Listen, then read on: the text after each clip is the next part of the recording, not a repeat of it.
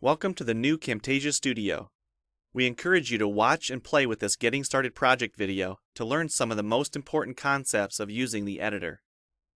If you want more in-depth tutorials that will walk you through the entire process of recording, editing, and sharing your videos, then please watch the Getting Started tutorials using this link under the Help menu. The editor is divided up into three main areas: the clip bin, the timeline, and the canvas.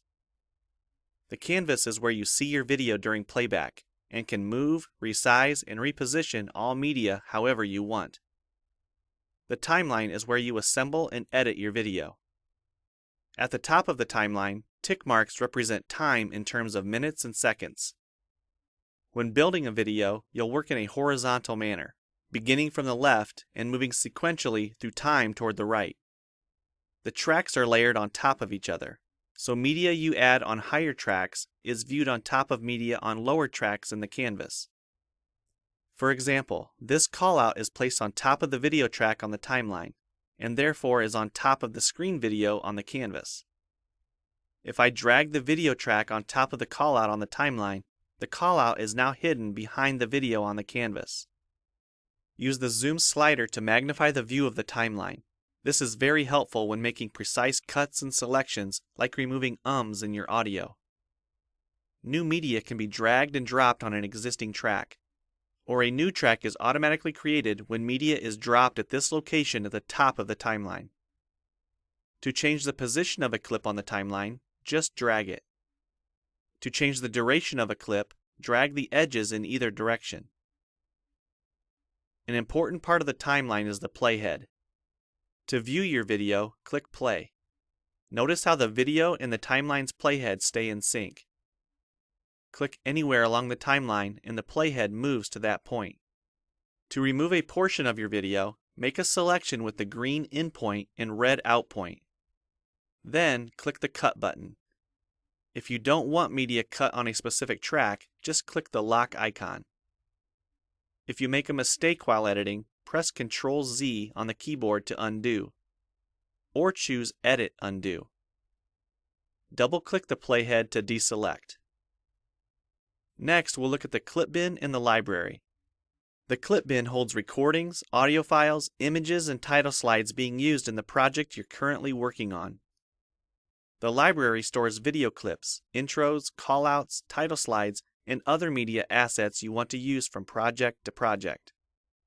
It is pre-populated with professional content you can use in your videos. You can download more media from our website by clicking this link. You'll find a lot more music, callouts, and animated titles to use in your projects, and it's all free. Once you find something you like this callout for example, just drag it to a track on the timeline and resize and reposition it as needed. Double-click the callout on the canvas to open the Callouts tab and edit the text, or change any of the text properties like color or size.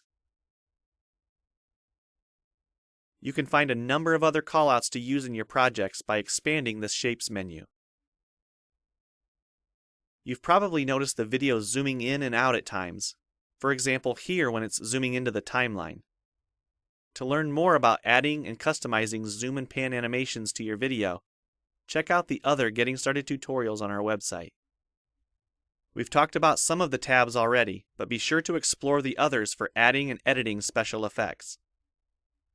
If they don't all show up as tabs, click on the More tab to explore others, like the speech-to-text capabilities and captions, and the improved quizzing. Also, transitions can now be dragged directly to the timeline and added on top of clips. So we've shown a few ways you can navigate and edit your video. But how do you get content into your video? To make a new screen recording, click the Record the Screen button.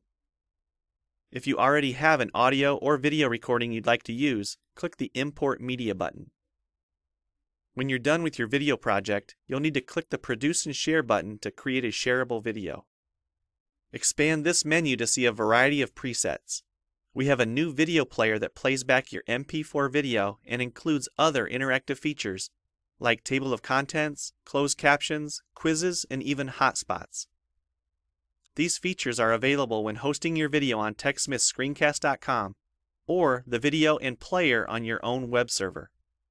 This player provides playback on multiple devices with just one video, whether it's a phone, tablet, laptop, or desktop computer.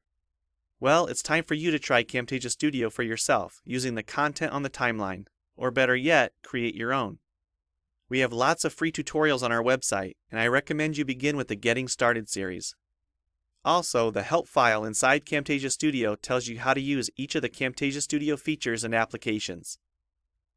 One last thing, if you ever want to open this Getting Started project again to view or practice with, use this link here. Thanks for watching, and we hope you enjoy Camtasia Studio.